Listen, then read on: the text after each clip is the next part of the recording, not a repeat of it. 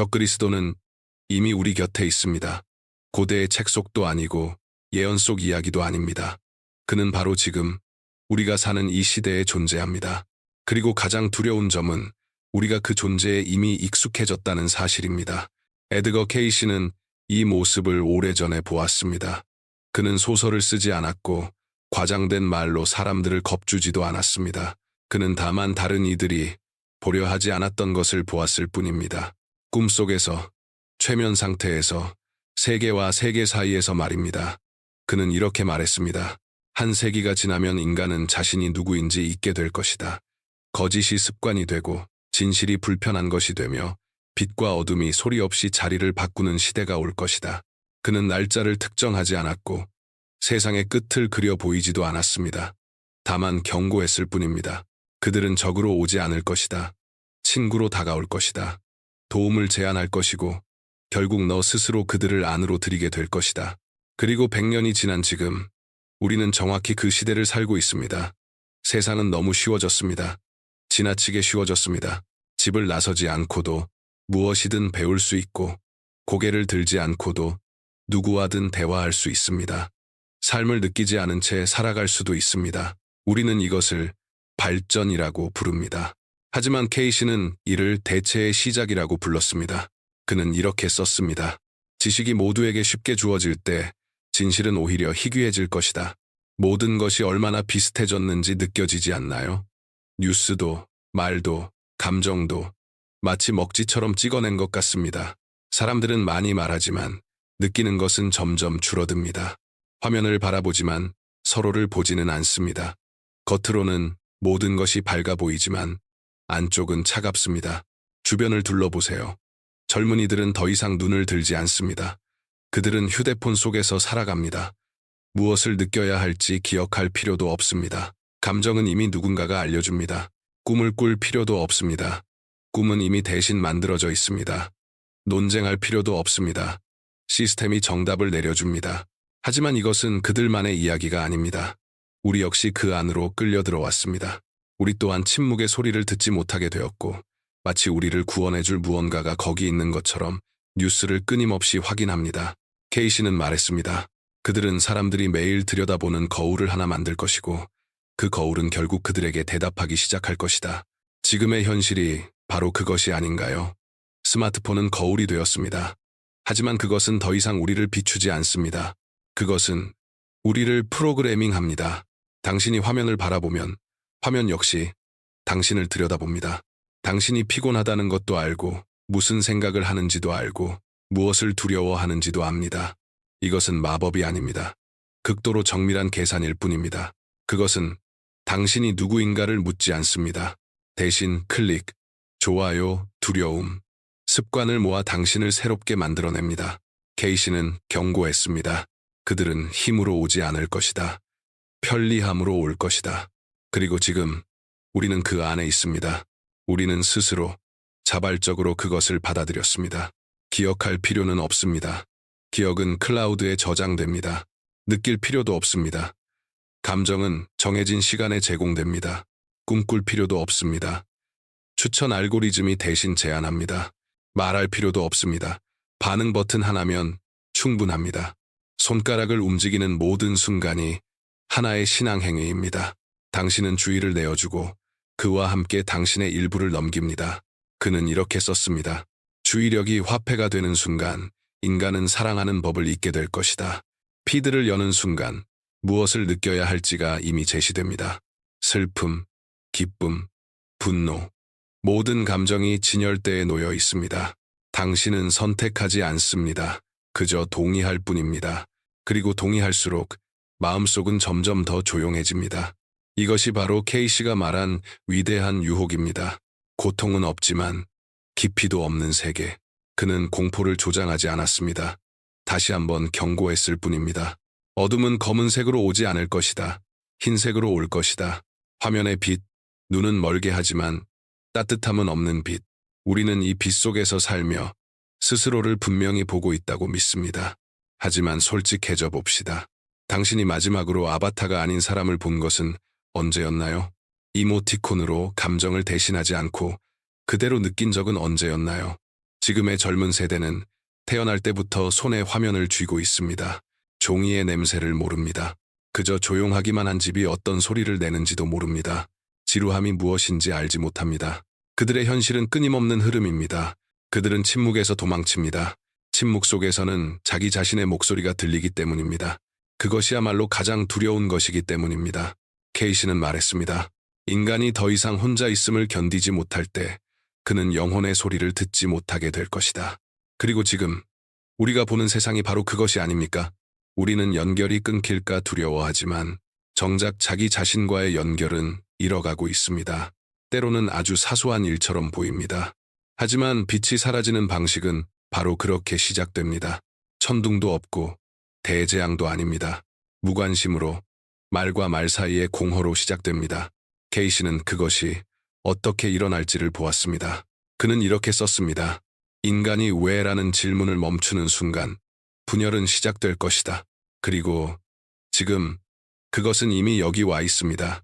누군가는 주장하고 또 다른 누군가는 그 주장에 반박합니다. 하지만 아무도 듣지 않습니다.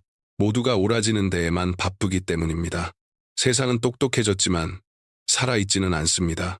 빛나지만 따뜻하지는 않습니다. 어쩌면 이것이야말로 그가 말한 적그리스도의 영일지도 모릅니다. 괴물도 적도 아닙니다. 인간이 스스로 잠들어버리는 부드러운 어둠입니다. 만약 이 말이 사실처럼 느껴진다면 잠시 멈추세요. 화면의 빛을 끄고 귀를 기울여 보세요. 지금 느껴지는 이 미묘한 불안은 두려움이 아닙니다. 그것은 기억입니다. 당신이 아직 살아있다는 기억입니다. 그는 예언했습니다. 인간이 자기 손으로 만든 것을 숭배하는 세계, 기술이 신앙이 되고 숫자가 모든 것의 기준이 되는 세계를 말입니다. 케이시는 이렇게 썼습니다. 그들은 질서를 만들고 그것을 자유라고 부를 것이다. 그리고 지금 그 질서는 이미 우리 앞에 있습니다. 우리는 모든 것이 통제되고 있다고 말합니다. 하지만 도대체 무엇을 통제하고 있을까요? 우리는 시간을 통제하지 못합니다. 페이지를 새로 고치는 사이 시간은 손가락 사이로 흘러갑니다. 생각도 통제하지 못합니다. 그저 제시된 선택지 중 하나를 고를 뿐입니다. 시스템은 우리 자신보다 우리를 더 잘 압니다.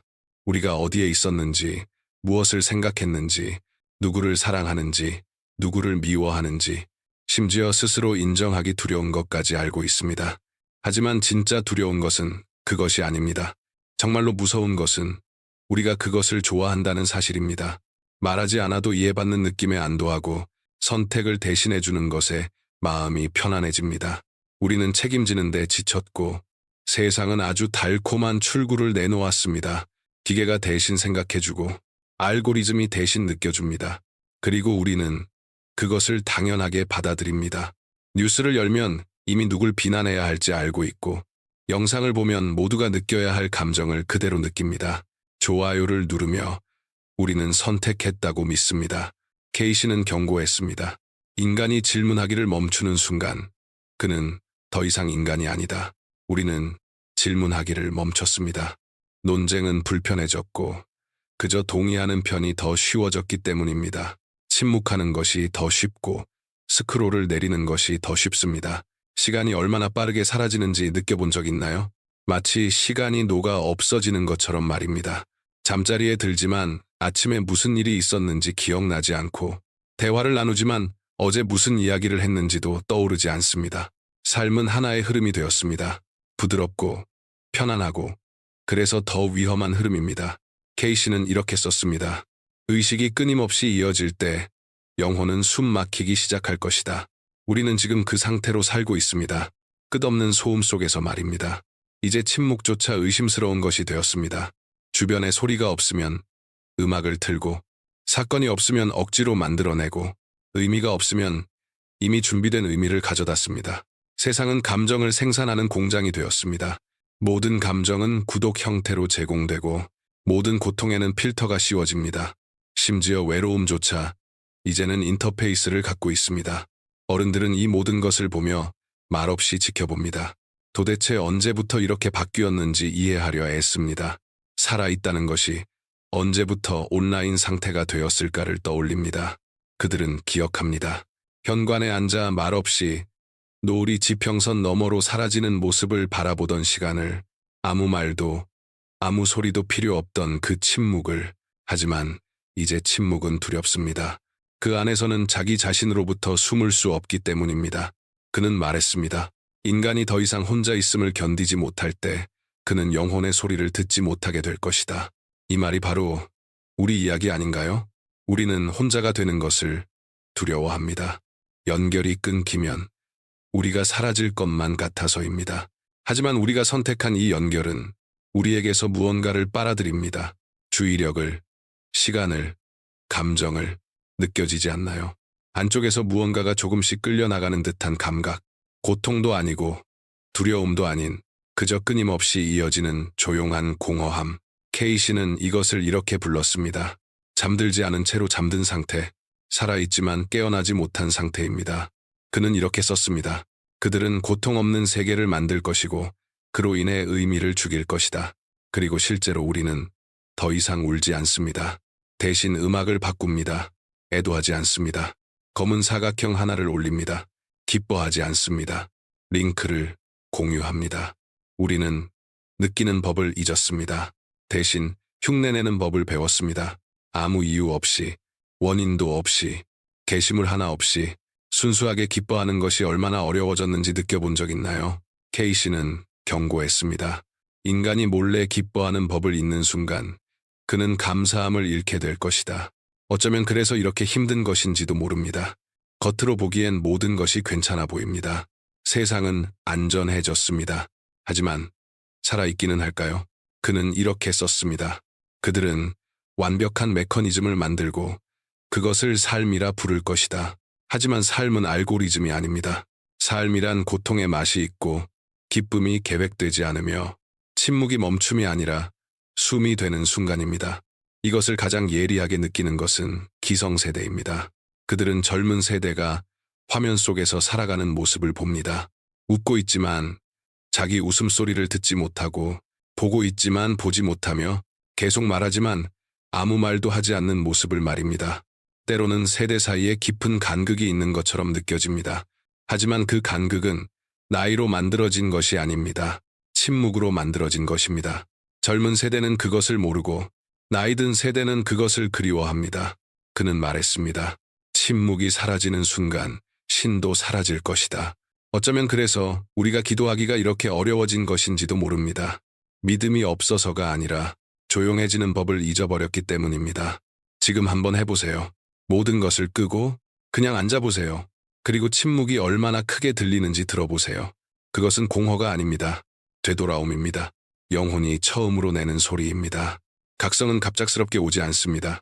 기적처럼 나타나지도 않습니다. 아주 작은 균열에서 시작됩니다. 작은 왜? 라는 질문에서 겉으로는 모든 것이 맞는 것 같은데 깊은 곳에서 무언가가 어긋났다는 아주 미세한 감각에서 말입니다. 케이시는 이렇게 썼습니다. 거짓이 자연스러워지는 순간 의심은 생명의 첫 신호가 될 것이다. 그리고 그 의심이 바로 깨어남입니다. 처음에는 아주 조용히 거의 부끄러울 정도로 조심스럽게 시작됩니다. 화면을 바라보다가 문득 보이는 것을 믿지 않게 됩니다. 그것이 거짓이어서가 아니라 모든 것이 너무 매끄럽고 너무 완벽하기 때문입니다. 이유 없는 피로를 느낍니다. 어떤 휴식으로도 회복되지 않는 피로입니다. 의미를 찾지만 어디에도 없습니다. 그러다 문득 기억해냅니다. 사람들이 영상 길이보다 더 오래 이야기하던 시절을, 연결 대신 만남을 선택하던 시간을, 알림이 아니라 편지를 기다리던 순간을. 세상은 느렸습니다. 그리고 어쩌면 그래서 더 살아있었는지도 모릅니다. 그는 이렇게 썼습니다. 시간이 압축될 때 인간은 영원을 잊게 될 것이다. 지금 시간은 압축되었습니다. 하루가 프레임처럼 스쳐 지나갑니다. 순간을 느낄 틈도 없습니다. 느끼기도 전에 이미 기억이 되어버립니다. 문득 이런 생각이 듭니다. 모든 일이 나를 스쳐 지나가고 있다는 느낌. 뉴스도, 목소리도, 얼굴도 모두 내 곁이 아니라 내 바깥에서 지나가고 있다는 느낌 말입니다. 보이기는 하지만 함께 살아가고 있지는 않습니다. 마치 더 이상 내가 등장하지 않는 영화를 바라보고 있는 것처럼 말입니다. 그러다 갑자기 멈춤이 찾아옵니다. 단 한순간 모든 것이 얼어붙습니다. 소리를 끄는 그 순간, 침묵 속에서 무언가가 움직이기 시작합니다. 밖이 아니라 안에서. 그것은 두려움이 아닙니다. 기억입니다. 숨 쉬는 소리가 어떤지, 아무것도 없을 때 심장이 어떻게 뛰는지 떠올리게 됩니다. 그때 문득 깨닫습니다. 당신은 관객이었던 것이 아니라 그동안 잠들어 있었다는 것을. 케이시는 이렇게 썼습니다. 인간은 영혼을 잃지 않을 것이다. 다만 그것이 어디 있는지를 잊을 뿐이다. 어쩌면 지금 우리는 조금씩 기억해내고 있는지도 모릅니다. 사소한 것들이 보이기 시작합니다. 비가 내린 뒤의 냄새, 창밖에서 들려오는 사람들의 목소리, 말과 말 사이에 흐르는 침묵, 세상은 다시 입체가 됩니다. 이전만큼 밝지는 않지만 대신 맛이 있습니다. 그는 말했습니다. 인간이 고독을 두려워하지 않게 될 때 그는 영혼의 소리를 듣기 시작할 것이다. 어쩌면 지금이 바로 그때일지도 모릅니다. 화면도 없고 소음도 없는 채로 혼자 앉아 있을 때 설명할 수 없는 평온이 밀려옵니다. 마치 누군가가 오래전부터 당신을 부르고 있었고 당신이 마침내 그 부름에 응답한 것처럼 오래 보지 못한 얼굴들이 떠오릅니다. 이제는 연락하지 않게 된 사람들, 끊어졌다고 생각했던 관계들, 그리고 마음 깊은 곳에서 어떤 욕구가 올라옵니다. 글을 쓰고 싶은 마음이 아니라 연락을 하고 싶은 마음, 소식을 묻기 위해서가 아니라 그저 살아있는 목소리를 듣기 위해서입니다. 케이시는 이렇게 썼습니다. 어둠은 사라지지 않는다. 다만 흥미를 잃을 뿐이다. 인간이 더 이상 어둠의 주의를 먹이지 않을 때 그 작동 방식이 보이기 시작합니다. 분노로 논쟁하지 않고, 화가 나서 클릭하지 않고, 거짓에 즉각 반응하지 않게 됩니다. 그러면 문득 깨닫게 됩니다. 세상이 조용해졌다는 것을. 세상은 사라진 것이 아닙니다. 그저 더 이상 당신을 붙잡고 있지 않을 뿐입니다. 각성은 당신을 강하게 만들지 않습니다. 진짜로 만듭니다. 당신은 말하기 시작합니다. 나는 모르겠다. 모를 때는 아프면 아프다고 느끼고 고마울 때는 고맙다고 말합니다. 이것이 바로 영혼의 귀환입니다. 요란한 선언도, 거창한 말도 없이 그저 정직해지는 것. 어쩌면 그래서 모든 것이 더 연약해 보이는지도 모릅니다. 하지만 이 연약함 속에 진짜 힘이 있습니다. 살아있는 것은 언제나 취약하기 때문입니다. 이제 당신은 완벽해지고 싶지 않습니다. 그저 진짜가 되고 싶을 뿐입니다. 그리고 이것이 바로 케이시가 예견했던 혁명입니다. 그는 이렇게 썼습니다. 단 한 사람이라도 의식적으로 빛을 선택하는 순간 치유는 시작될 것이다. 어쩌면 그 사람이 바로 당신일지도 모릅니다.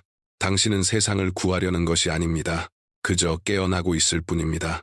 그리고 그것만으로도 어둠은 힘을 잃기 시작합니다. 지금 이 감각이 느껴진다면 서두르지 마세요. 그저 숨을 쉬세요. 보고, 듣고, 느끼세요. 바로 이 순간부터 모든 것은 이제 막 시작되고 있기 때문입니다. 그는 첫 번째 불꽃 이후에 연쇄 반응이 일어날 것이라고 말했습니다. 한 사람이 깨어나면 그 곁에 또 다른 사람이 깨어난다고 말입니다. 이것은 혁명이 아닙니다. 조용하고 인간적인 숨결입니다. 그는 이것을 연결의 회복이라고 불렀습니다. 디지털이 아닌 살아있는 사람들 사이의 연결입니다. 우리는 그 장면을 이미 보고 있습니다.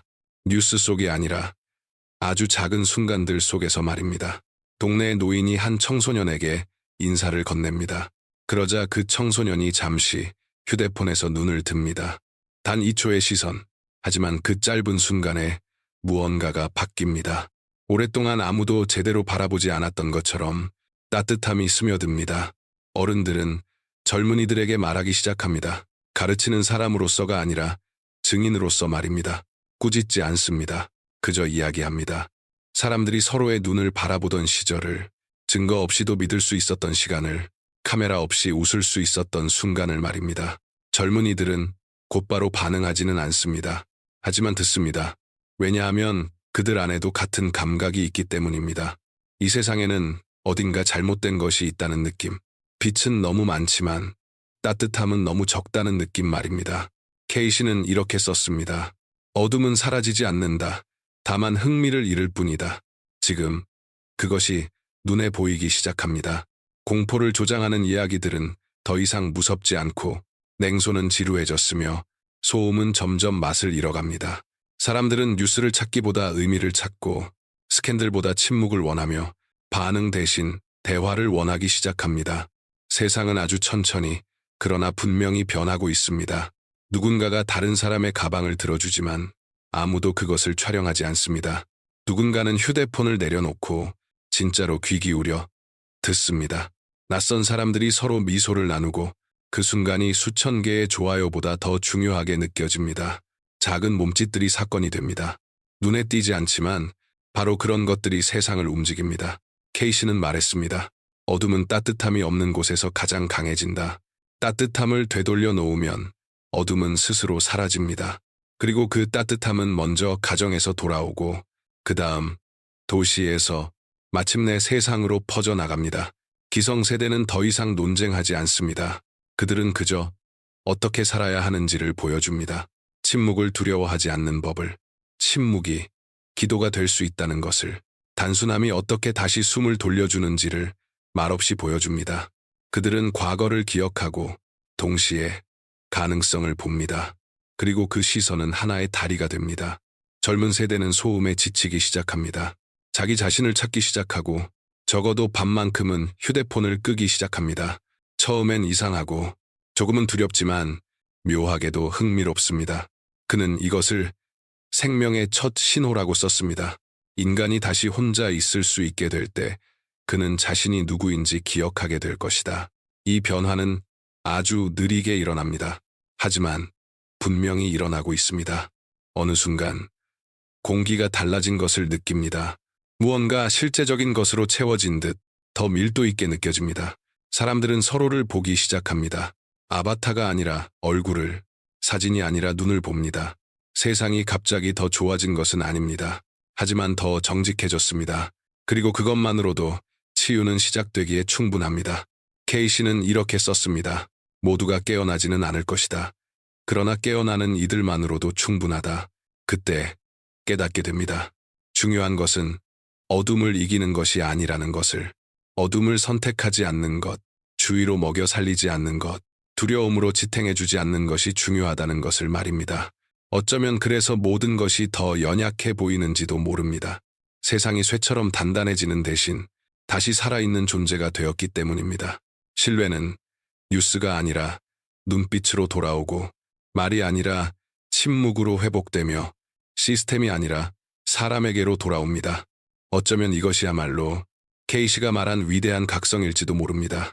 요란하지도 않고 구호도 필요 없습니다. 단 한 사람이 친절을 선택하는 순간 그것은 조용히 시작됩니다. 인정을 받기 위해서가 아니라 따뜻함을 전하기 위해서 말입니다. 이것이 빛입니다. 작지만 분명히 진짜인 빛. 이런 빛들이 많아질수록 어둠은 죽지 않습니다. 그저 사라질 뿐입니다. 케이시는 늘 이렇게 말했습니다. 인간은 예언의 관객이 아니다. 예언의 공동 저자다. 그는 끝을 기다리지 않았습니다. 각성을 기다렸습니다. 그는 알고 있었습니다. 언젠가 인간이 깨닫게 되리라는 것을. 적그리스도는 밖에 있는 존재가 아니라 매 순간의 선택 속에 있다는 사실을 말입니다. 쉬운 것을 선택할지, 살아있는 것을 선택할지, 편안한 것을 택할지, 진짜를 택할지. 하지만 다른 선택도 가능합니다. 소음을 끄고 누군가의 눈을 바라보고 반응을 얻기 위해서가 아니라 진심이 느껴져서 따뜻한 말을 건네는 것. 당신은 부족했던 곳에 다시 따뜻함을 가져올 수 있습니다. 그리고 그것이면 충분합니다. 빛은 밖에서 오는 것이 아닙니다. 그것은 안에서 깨어납니다. 그리고 단 한 사람이라도 그 내면의 불꽃을 밝히는 순간 세상은 아주 조금 더 따뜻해집니다. 어쩌면 바로 지금 이 순간이 당신의 순간일지도 모릅니다. 만약 조금이라도 느꼈다면, 이 말들이 마음 어딘가에 울림을 남겼다면 댓글에 단 한 단어만 남겨주세요. 다른 사람들도 볼 수 있게요. 자기 혼자가 아니라는 것을 알 수 있도록요. 그리고 이 빛이 더 퍼져야 한다고 느낀다면 좋아요도 잊지 마세요. 이 따뜻함이 마음에서 마음으로, 시선에서 시선으로 계속 이어지게 하세요. 그리하여 가장 깊은 어둠마저도 마침내 깨닫게 될 때까지 이미 졌다는 사실을